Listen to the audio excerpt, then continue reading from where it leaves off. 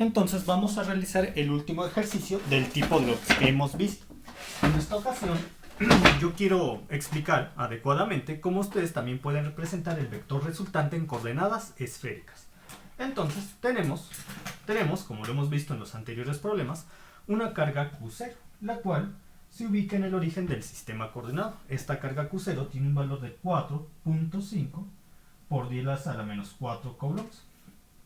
Tenemos a la carga Q subíndice 1 y a la carga Q subíndice 2, siendo que la carga Q subíndice 1 tiene un valor de 3.5 por 10 a la menos 4 coulombs, mientras que la carga Q subíndice 2 tiene un valor de 1.81 por 10 a la menos 4 coulombs.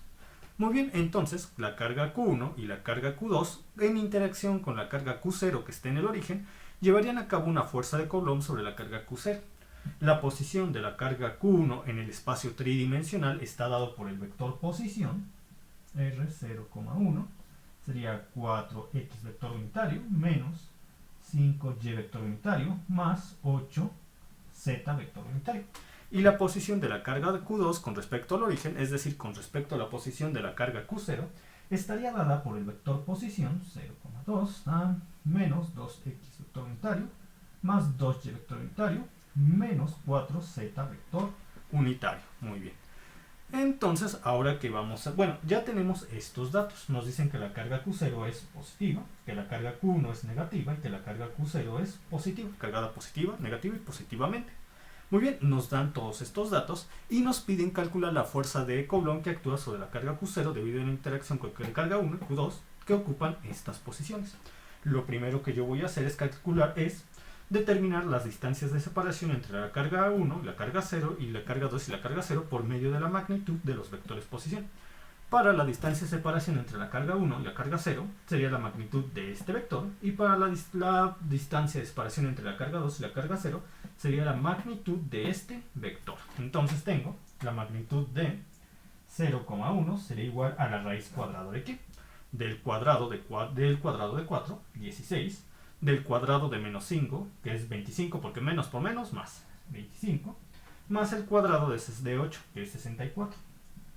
Utilizamos la calculadora y esto nos da 64 más 25 más 16. Me da 105, raíz cuadrada de 105, 10.24. 10.24. Muy bien.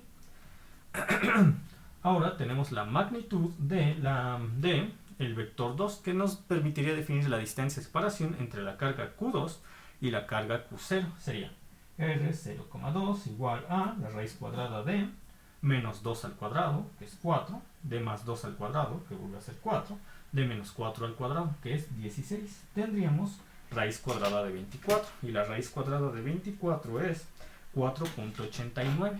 4.89. Ahora, como nosotros ya sabemos la distancia de separación entre la carga Q1 y la carga Q0 y la distancia de separación entre la carga Q2 y la carga Q0, y aquí aclaramos lo que hemos venido diciendo hasta este momento. Generalmente, cuando no nos dan unidades de medida de separación, las estamos utilizando en el sistema internacional, que es el sistema bajo el cual nos guiamos en la mayoría de los problemas. Entonces, lo supondrán eso, o pueden preguntarle directamente al instructor o quien les esté aplicando qué unidad de medida se está utilizando para las distancias. Muy bien. Perfecto, ahora voy a calcular, ya que tengo la distancia de separación entre cargas, voy a calcular la fuerza de Coulomb que la carga Q1 lleva a cabo, la magnitud de la fuerza de Coulomb que la carga Q1 lleva a cabo sobre la carga Q0, y la magnitud de la fuerza de Coulomb que la carga Q2 lleva a cabo sobre la carga Q0. Para la carga 1 sería 0,1, la expresión que hemos estado utilizando siempre, 1 entre 4, epsilon, permitividad eléctrica del aire o vacío, que multiplica a la carga Q0 por la carga Q1 entre la distancia que la separa. Como nosotros sabemos, la distancia que la separa al cuadrado. Como nosotros sabemos, la distancia que separa la carga Q1 y Q0 al cuadrado vendría siendo 16 más 25 más 64, porque si esto lo llevamos al cuadrado se va a la raíz. Es otra forma de interpretar la distancia al cuadrado. Entonces aquí tendríamos 16 más 25 más 64, lo cual nos dio 105, pero voy a confirmar. 64 más 25 más 16, ¿sí? 105. Entonces voy a calcularla y les recomiendo que ustedes también lo vayan a calculando desde su casa. Entonces tengo 25 entre 3.1416 entre 8.854 exponencial a menos 12 por 4.5 exponencial a menos 4 por 3.5 exponencial a menos 4 entre 105. Nos da 13.48 newtons. 13.48 newtons. Muy bien. Ahora vamos a calcular la magnitud de la fuerza de Coulomb que la carga Q2 lleva a cabo, sobre la carga Q0. Entonces sería F0,2, que es igual a 1 entre 4pi epsilon Q0 por Q2, entre la distancia que los separa, el cuadrado de la distancia que los separa. Y el cuadrado de la distancia que los separa sería esto aplicándole el cuadrado a la raíz, lo cual hace que se vaya a la raíz y tendríamos 4 más 4 más 16, 24, el cuadrado de la distancia que la separa. Entonces lo voy a calcular, me daría...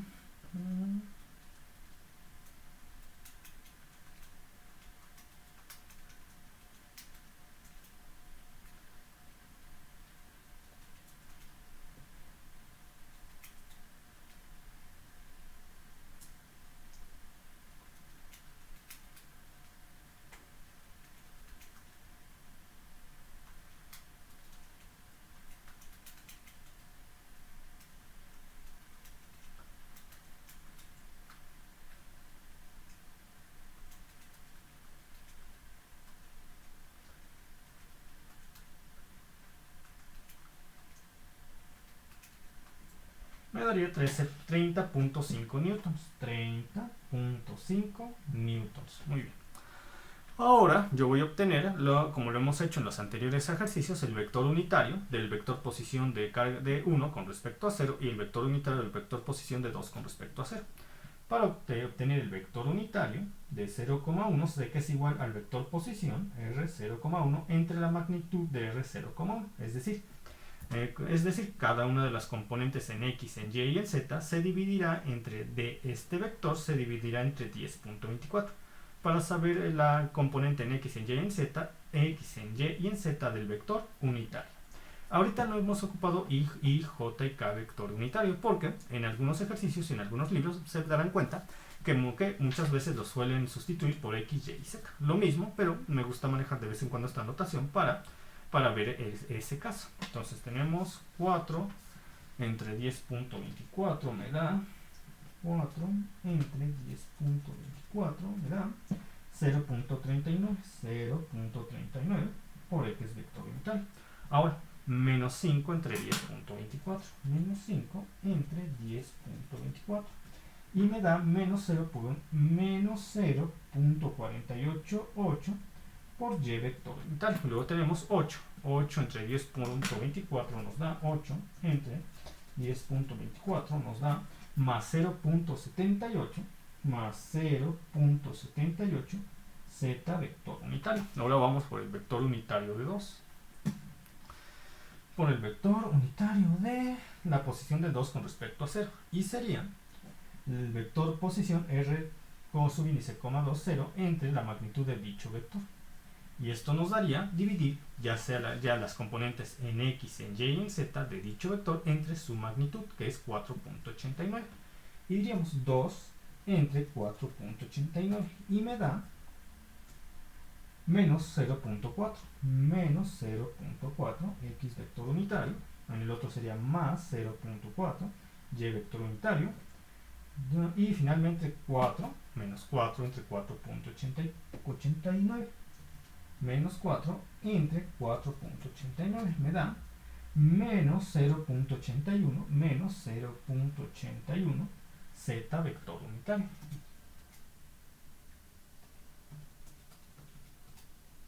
Muy bien, ya tendríamos, vamos a ver, más, menos, más, menos, más, menos, menos, más, menos, más, ya está.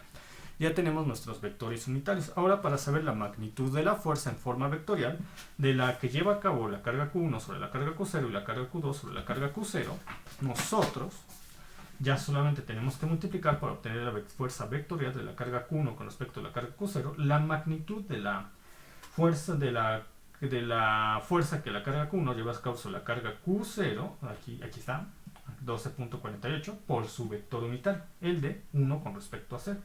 Y eso nos daría, y ya saben, para la componente en X tenemos que multiplicar 13.48 por la componente en X, para la componente en Y 13.48 por la componente en Y, y para la componente... pero recuerden, son multiplicar esto por su vector unitario. Ya se me estaba, pues ya estaba diciendo algo incorrecto, ¿no? Para obtener la fuerza vectorial la fuerza vectorial de Coulomb que la carga Q1 lleva a cabo sobre la carga Q0, multiplicamos la magnitud de la fuerza de 1 con respecto a 0 por el vector unitario de 1 con respecto a 0. Entonces, para obtener las componentes en X, en Y y en Z, multiplico esta cantidad primero por esta y esta. Entonces, vamos a hacerlo. Sería F0,1 me daría 13.48 por punto 39 y me da 5.25 X vector unitario. Ahora vamos, 13.48 por 0.488 por 0.488 me da menos 6.57 y vector unitario. Y luego tenemos 13.48 por 0.78. 13.48 por 0.78, lo cual me da más 10.51 por z vector unitario. Perfecto, ahora vamos con el siguiente, la fuerza vectorial que la carga Q2 lleva a cabo sobre la carga Q0, que resultaría en multiplicar su magnitud por el vector unitario, lo cual nos da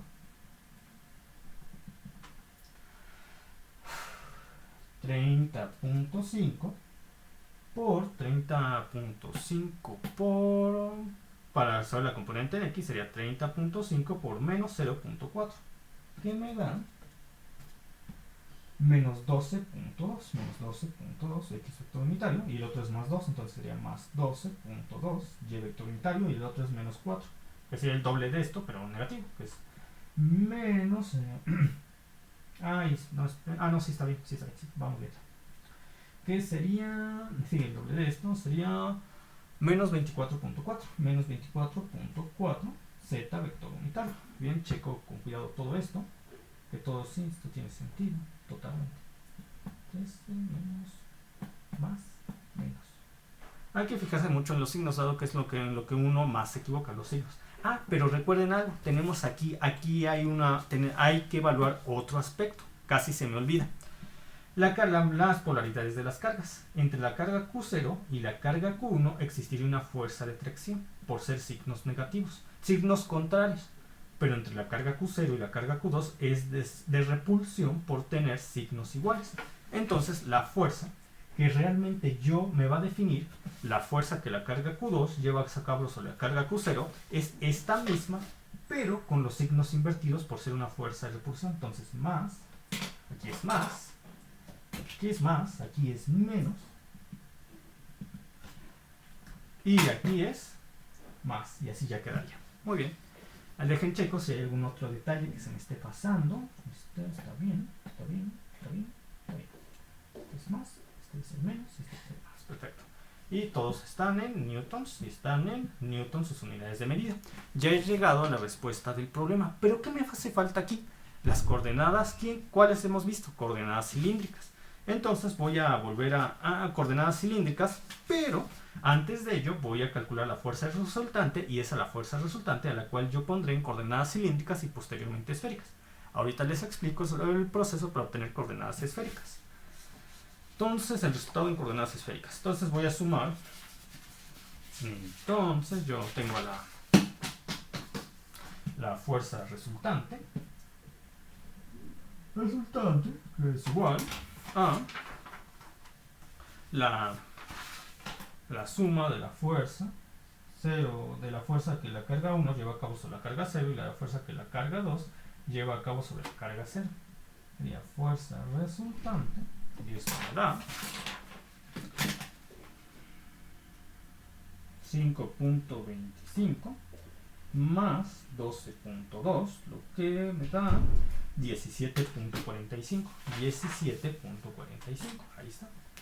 17.45 x vector unitario. Lo tendríamos en la parte en y, menos 6.57 menos 12.2. Menos 6.57 menos 12.2, lo cual me da menos 18.77. Menos 18.77. Menos 18.77. Y luego tengo la parte en z, 10.51 más 24.4. 10.51 más 24.4. Lo cual me da 34.91 en z, más 34.91 en z. Ahí está. Más 34.91 en z, ya está. Entonces checo que todo esté bien hasta este momento. Ajá. Menos, más, ya está. Ahora voy a obtener la fuerza resultante en coordenadas cilíndricas. Fuerza resultante en coordenadas cilíndricas. Nosotros ya sabemos que el primer elemento en coordenadas cilíndricas es la raíz cuadrada de 17.45 al cuadrado más menos 18.77 al cuadrado. 17.45 por igual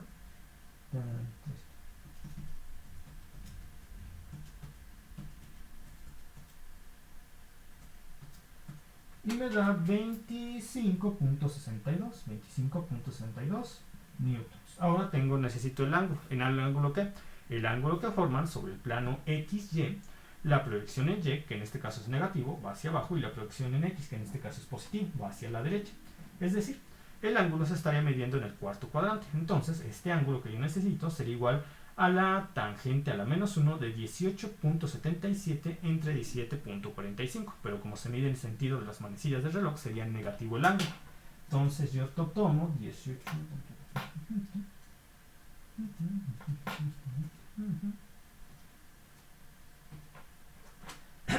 Y sería menos 47.8 menos 47.08 grados. Perfecto.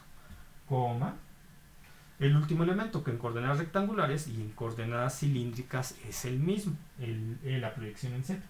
34.91 newtons. Y aquí tengo el resultado en coordenadas rectangulares y en coordenadas esféricas. Ahora vamos con coordenadas cilíndricas. Para ello yo les voy a dar una breve explicación de las coordenadas cilíndricas. Entonces ustedes tienen el plano tridimensional X, Y y Z.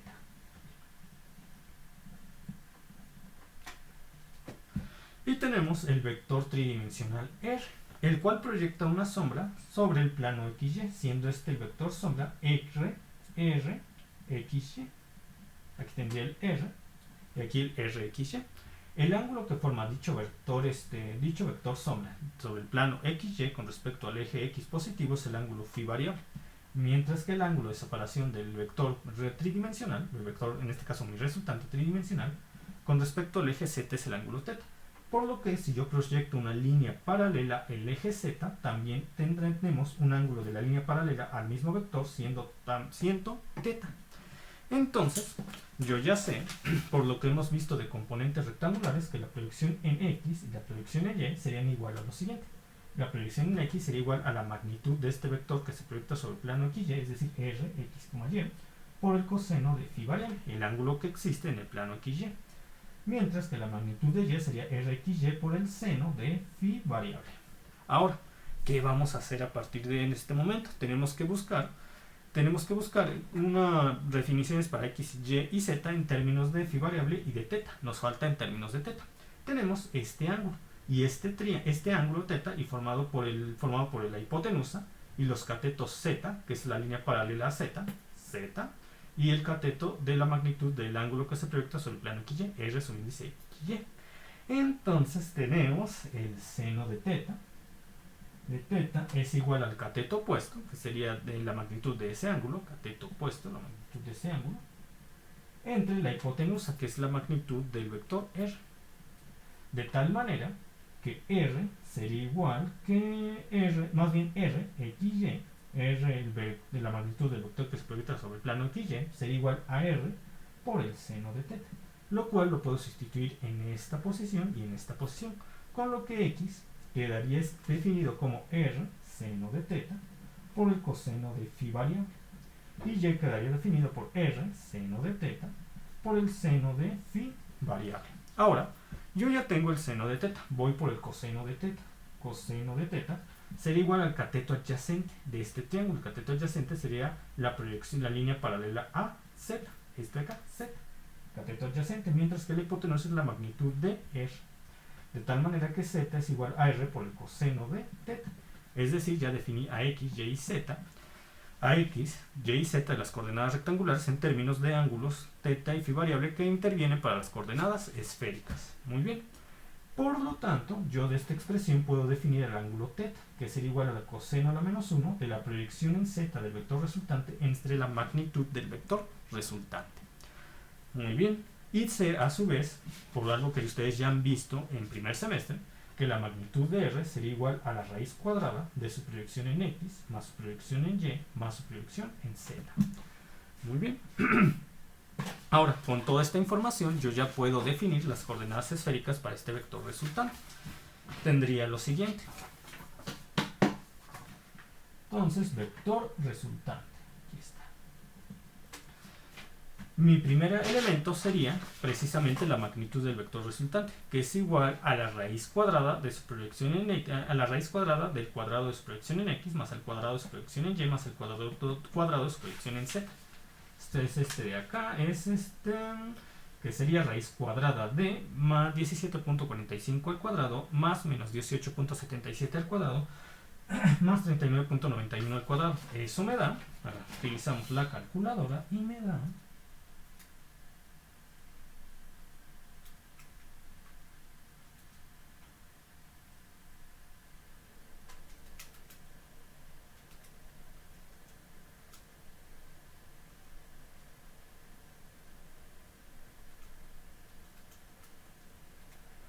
43.3.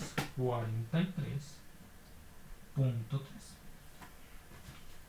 Ahora, el siguiente ángulo de las coordenadas esféricas es el mismo que en coordenadas polares. Es exactamente, digo que en coordenadas cilíndricas. El segundo ángulo en coordenadas esféricas es el mismo que en coordenadas cilíndricas. Entonces es menos 47.08. Porque es precisamente el ángulo phi variable. Y el tercer ángulo es el ángulo teta, el que separa el vector resultante del eje z positivo, que ya nos ha especificado la teoría, sería igual al coseno a la menos 1 de la proyección en z, y ahora sí considerando el signo que tengamos, positivo o negativo, para z, que en este caso es positivo, entre la magnitud r, que en este caso es la magnitud del vector resultante, 43.3, y me da es 34.91 entre 43.3 y eso le aplico la coseno a la menos 1 con la calculadora en DEC para que me den grados. 36.27 grados. Y ya tendríamos definido la fuerza resultante en términos de las coordenadas rectangulares, las coordenadas cilíndricas y las coordenadas esféricas. ¿Qué pasaría si tienen la fuerza equilibrante? Es decir, aquella fuerza que equilibra la fuerza del vector resultante, que siendo que la suma entre la fuerza resultante y la fuerza equilibrante nos daría una fuerza neta igual a 0. Pues bien, en coordenadas rectangulares, la fuerza equilibrante, la fuerza equilibrante es igual a la fuerza resultante, solamente que cambiando los signos. Sería aquí menos 17.45 x más 18.77 en y más, tenemos aquí menos, más, y entonces aquí es menos 34.91 en z. Ahora si la quiero en coordenadas, en las coordenadas cilíndricas tendría casi los mismos datos, pero van a ver los siguientes cambios. Sería para la fuerza equilibrante y la fuerza resultante tienen el mismo elemento, es decir, magnitud en x y en y. La fuerza resultante y la fuerza equilibrante tienen la magnitud, la misma primer elemento, que es la magnitud que se proyecta sobre el plano XY. del vector que se proyecta sobre dicho plano, que sería 25.62 newtons. La diferencia viene a partir de este momento. Si el vector resultante tiene un ángulo de menos 47.08 grados, vector resultante, fuerza resultante, sobre el plano X, Y, entonces la fuerza equilibrante actúa en la misma línea de acción que el vector resultante, solamente que este va en sentido opuesto, de tal forma que por oposición de ángulos, este ángulo también es de 47.08 grados. Pero recuerden, nosotros no medimos los ángulos de aquí a acá, los medimos de aquí a acá. Por lo tanto, el ángulo que yo necesito colocar en esta posición sería igual a 180, que es todo el ángulo del semiplano de arriba, menos 47.08. Y me da 180 menos 47.08 es 132.92 grados. 132.92 grados, coma, finalmente.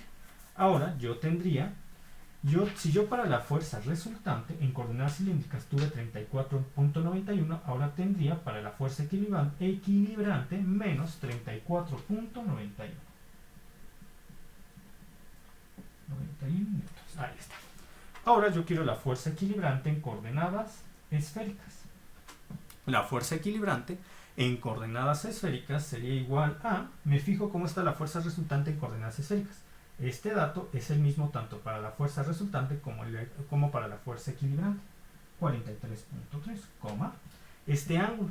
Bueno, ahora me fijo en la fuerza equilibrante de las coordenadas cilíndricas. Ya sabemos que en coordenadas cilíndricas y en coordenadas esféricas el segundo ángulo es el mismo.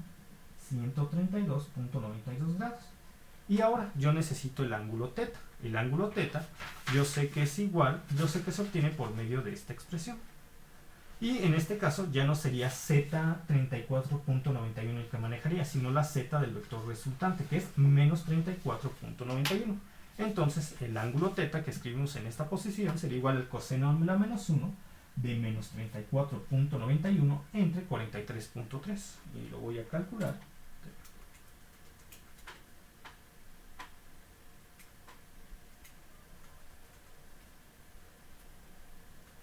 Y me da 143.72 grados. 143.72 grados. Aquí está. Y obtendríamos también las coordenadas del vector resultante, de la fuerza equilibrante que anula la acción de la fuerza resultante en coordenadas rectangulares, cilíndricas y esféricas. Perfecto. Entonces, a partir ya hemos concluido que en este tipo de ejercicios y a partir ¿cuánto nos toca? El lunes vamos a ver lo siguiente.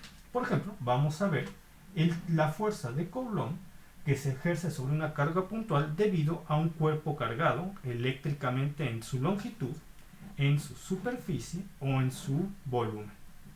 Es lo que vamos a ver el lunes. Son ecuaciones un poco más complejas y vamos a estar analizando las densidades de carga longitudinal, las densidades de carga superficial y la densidad de carga volumétrica, ya sea para un cuerpo cargado en su superficie, en su longitud, en su superficie o en su volumen. Y por ello necesitaremos estudiar conceptos de incremento en la carga con respecto al incremento en área, o incremento en la carga con respecto al incremento en longitud, o incremento en la carga con respecto al incremento en volumen, lo cual, al analizarlo, al llevar a cabo este análisis, obtendremos densidades de cargas longitudinales, o densidades de cargas superficiales, o densidades de cargas volumétricas que nos permitirán, por medio de tener esta definición en la fuerza de la ley de Coulomb, poder establecer dicha fuerza en una expresión integral y posteriormente resolverla para poder llegar a los resultados deseados, que es saber la fuerza de Coulomb que ejerce un cuerpo cargado sobre una carga puntual. Pero eso ya lo veremos el lunes. De todas formas, voy a subir videotutoriales este fin de semana para reponer lo del miércoles, porque ven que el videotutorial anterior tuvo problemas de audio. Y entonces subiría 2 y también subiría ya la explicación teórica de este tema junto con algunos ejercicios del tema del lunes. Entonces por el momento sería todo. Me despido. Que tengan un buen fin de semana. Descansan. No olviden enviarme sus dudas al correo Y como yo voy a estar trabajando en todo esto, yo estoy casi seguro que les responderé rápido, porque voy a estar frente a la computadora trabajando en la elaboración de todo este material. Entonces me despido, que tengan buenas noches, se cuidan, buen fin de semana. Hasta pronto.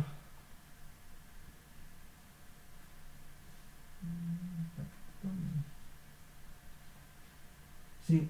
Sí, no olviden mandármelos, lo voy a checar. Como voy a estar elaborando estos videotutoriales en el TextMaker, que es el editor de textos científicos, yo estoy seguro que lo que es las martes el sábado mañana, casi todo el día, voy a responder relativamente pronto, y el domingo en la mañana también voy a responder relativamente pronto. Entonces, por lo general, pónganme la imagen del problema en el cual tengan problema, del ejercicio en el cual tengan problemas, y señálenme en qué punto, y así ya les puedo responder más rápido. Entonces, cuídense, que tengan buen fin de semana. Hasta pronto.